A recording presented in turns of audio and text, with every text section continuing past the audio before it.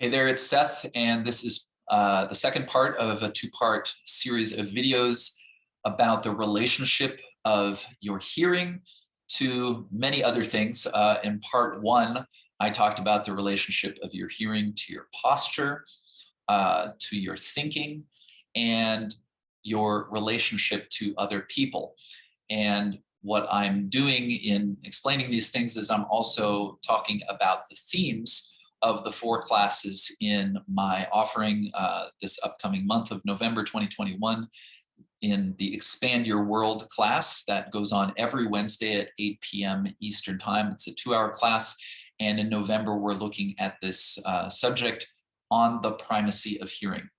That phrase, on the primacy of hearing, is actually the title of an essay by Moshe Feldenkrais, creator of the Feldenkrais method. And as you'll see, there's a little piece of that essay that we'll be discussing in one of these classes. In every class, we have a series of quotations taken from different thinkers who have something to say on the topic that we're looking at. We read those words aloud, we discuss them, we explore what it's like to be in dialogue. So we're very intentional about noticing our relationship to each other in the class. And we also practice awareness through movement lessons where we explore the themes of the class somatically.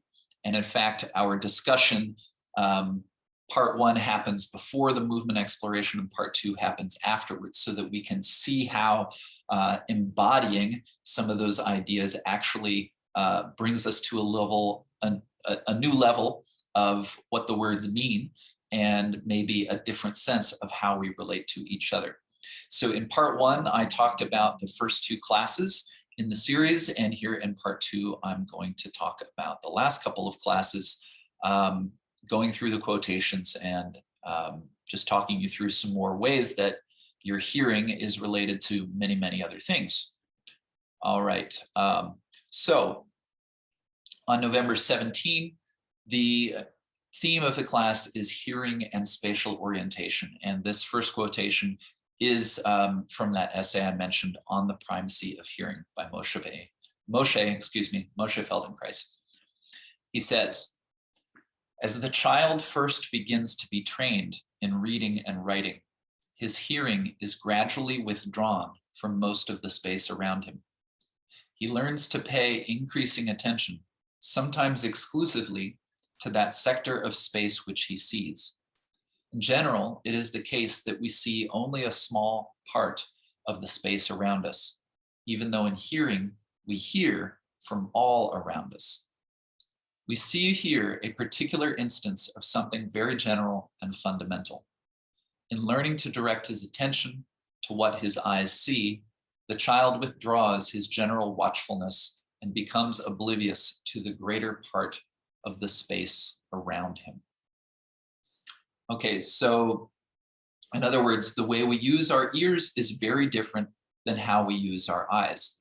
Now, I'm pretty sure there's another part in that essay, and this is an essay also that if you search it on the primacy of learning, you can read the whole essay by Feldenkrais. It's online, and it's well worth reading. I'm pretty sure he talks about in that essay another part that in the womb, the baby's experience is purely sound, right? There's nothing to see inside the womb, but there's the sounds of mother's body. Possibly there's some way that even very loud sounds in the environment make it into the baby. But we hear in all directions. We can hear what's going on behind us, in front of us, to either side, above and below. And that's very different than just what happens when our vision takes over. And of course, in today's day and age, where we're always looking at these screens, you might be watching this video on a little phone like this, it narrows things down, right? So there's a way that reconnecting to our hearing attention helps to broaden out our experience of space. And the way we orient in space is very, very dependent on our hearing. So inside your ears is not only your faculty of hearing, but also the inner ears have the semicircular canals of your vestibular apparatus. And if you look if you look up the vestibular apparatus, you'll see a picture. There's these little loops, and they're in different orientations in space. There's crystals inside these loops inside your ears, and as you move your head in space, they're being sort of poured to the left, poured to the right, poured forward and back. They create movements that are then picked up on by your brain so that you know where you are in space. If you don't have that function working well, it's hard to actually stand up. But then also, coming back to hearing, if there's a sound over here, I will often just turn my head to see it. But it's the way I turn my head to see it is I'm fixing that sound between my two ears. And now I'm looking towards the place where the sound came from. And that's something that we do pretty automatically. And so that is also a piece of how these things relate. Okay, so let's just come back. There's a second quotation in this class that relates to how we orient in the environment through hearing. And this quotation comes from Pauline Oliveros. So she says, sounds carry intelligence. Ideas, feelings, and memories are triggered by sounds. If you are too narrow in your awareness of sounds, you are likely to be disconnected from your environment. So if we think again about what I was just talking about, a sound makes me sense something, move somewhere. Well, sounds happen in space in different directions. This sound could be close to me and behind me. That sound could be far away and off to the left, whatever it is. And then these sounds, they have these associations, right? So if I hear a sound that reminds me from something in my childhood and it comes from a particular direction, that childhood memory might bring up something for me. It might bring up something that makes me happy. It might bring up something that makes me feel frightened and scared. And so this can relate to this sense of opening and closing that I was talking about quite a bit in the first video, how we feel more open or closed. So if I hear a sound, I can turn towards the sound, but I can also turn to see the sound and sort of be backing away. So the movements towards and away from the sounds. This is another thing that happens almost in the blink of an eye, but it's something that we can begin to notice. And we will talk together about these kinds of things in the class again. And I just mentioned that because this is a relational thing too, right? When you're talking to someone, if they, I don't know, they speak a little too loudly, or if they're a little close to you, too close for comfort, right? You might find yourself pulling back. You might find yourself closing your ears and sort of contracting in different ways. Or, you know, maybe things are comfortable and you can be open with them. But again, this also is something that colors our social interactions, the relationships between sound and space, and the way that sounds invoke other parts of our experience, whether it's something in the past or an association, an emotional association, or simply recognizing a particular person's voice versus a voice that we don't recognize, all those kinds of things. All right, and so let's talk about the last class now in the series. And this class is called Developing Your Vibratory Nature. So I mentioned in the first video that sound, of course, is a vibration, and sound is a movement. And when things vibrate, or we can say resonate, that's related to our ability to hear, or for something to produce a sound, right? And so here we'll look at how the shape of our body, in particular the inside of our body, relates to sound. So this quote comes from David Abram. The audible resonance of beings varies with their material makeup, as the vocal calls of different animals vary with the size and shape of their interior cavities and hollows. I feel their expressive cries resound in my skull or my chest, echoing their sonorous qualities with my own materiality, and thus learning of their inward difference from myself. Looking and listening brings me into contact, respectively, with the outward surfaces and with the interior voluminosity of things, and hence where these senses come together.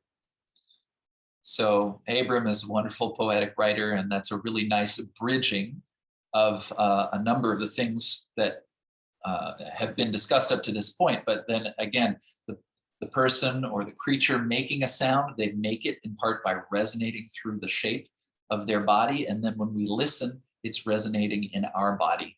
And he talks about it can be a way of sensing how my body is different than the body of that which made that sound, and how I can see onto the surface, but through listening, we can perhaps penetrate to a sense of the inside. We can get a sense. And also, I should mention, sound, of course, travels through space, right? Sound gives us a sense of the space between us. Okay, on this question of the vibration of sound, Pauline Oliveros again. Sometimes you notice very subtle and quiet differences in sound, sounds you thought were familiar. The slightest difference may lead you to new creative relationships. So this is just kind of pointing out that this whole experience of listening and how sounds resonate, it can open us to a real degree of subtlety. So especially if you're like me, a real music lover, and you like to just really listen deeply to music, you may have had that experience sometimes of hearing a piece of music you've heard before, but hearing something new in it that you hadn't previously noticed. And this is just because at a very subtle level, these little differences in sound, they really show up. And she talks about how they lead you to new relationships. Well, sound, and especially musical sound, is a series of relationships between sounds. So louder or softer, or two different tones that are in harmony or not in harmony.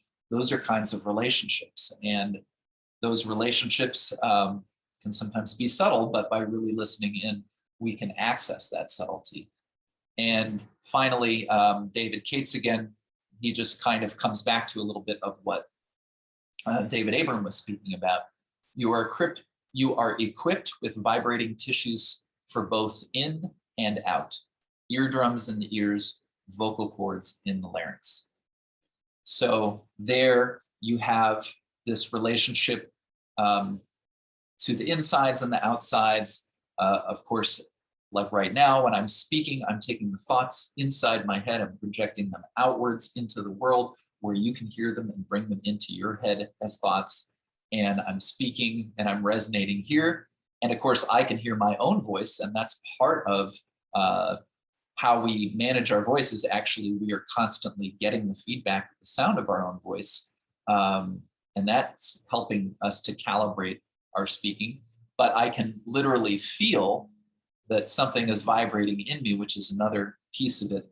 And so in this last class, some of what we will be doing somatically in the awareness through movement lesson is we will be exploring the resonance of the whole skull, and maybe probably the whole body, but particularly be looking at what makes it possible to increase the vibration in the vocal apparatus. So we'll explore perhaps the larynx, the soft palate in the mouth, and then of course what we've been doing throughout previous classes, which will be the sense of the ears being more open or closed. And so we'll tie all of these things together in our last class. And there's a workshop that I've been teaching called the musicality of being, a phrase of I've borrowed from John Vervaeke, but the musicality of being is really a theme that will come in, I think, through the course of all the 4 classes, and probably in particular in our last class, how as we relate to each other, as we speak, but also like what I'm doing with my hand right now, these gestures, there is a musical nature to them. There's a rhythm. There's, if you listen to my voice as I'm speaking, there's an up and down, there's a kind of melodic movement of my speaking, or just if I'm outside on the street and I'm listening to all the sound around me, there's a rhythm to it. 2 sounds happening at the same time, again, might be more in harmony or more in dissonance, but in either case, there's a sort of a musicality there that we can tune into. And so tuning into this this musical sense of our ongoing experience in every moment. Again, I'm borrowing John Vervaeke's phrase, the musicality of being. I'm not sure if that's exactly what he means by it, but it makes sense to me that way. So that's why I use it. That is really what we're going to be looking at in this series. And I just want to underline at the end here that the reason that I take this approach, the reason that I've begun combining the relational practice of reading and discussing these words together, in addition to doing the embodied explorations of awareness through movement, is because even though you can do awareness through movement and that's all you do, and you get up at the end and you feel great because you've really reorganized something in your nervous system, in your posture, in your movement, that's great. But for many people, in my experience, the practice ends when the class ends. And that's really unfortunate because, first of all, you don't want to have to lie on the floor for 45 minutes or an hour every time that you want to feel better. I have an ache or a pain, I guess I'll do some Feldenkrais now. Of course, it's great to do that. And if it relieves your pain, wonderful. But the deeper learning of this practice is to understand how to organize your body, how to organize the relationship of mind and body, your movement, and also having an awareness of your behavior such that in the moment you can make adjustments in your favor to make your experience more comfortable, to create more connection between you and others, to create more of a sense of belonging in the environment that you're in. So combining this relational practice with the movement practice, what I'm finding is it really accelerates that for people so that in between classes, they're going out and discovering situations that are similar or somehow parallel to what we've done in class. And then we can bring those back into the next class as well. And we're really beginning to chart a new kind of way of being in the world. And again, I think you'll be amazed how the framework of hearing and the way you use your ears to take in sound, and also a little bit of what we do when we make sound, shining a light on that can really open up just all kinds of other things in terms of the quality of your daily experience of life. So once again, if you've watched all the way to the end, thanks so much for listening. And I'd really love to encourage you to join the Expand Your World class Wednesdays at 8 p.m. Eastern. I'll also just say, if that timing isn't good for you in your part of the world, it's also possible to enroll and have all of the recordings, which are still gotten a lot of feedback from people, incredibly beneficial, even if you can't be part of the live interactive practice. In any case, I'm going to wrap up this video. If you have any questions, you can put a comment below or just get in touch with me. And thanks again. Take care.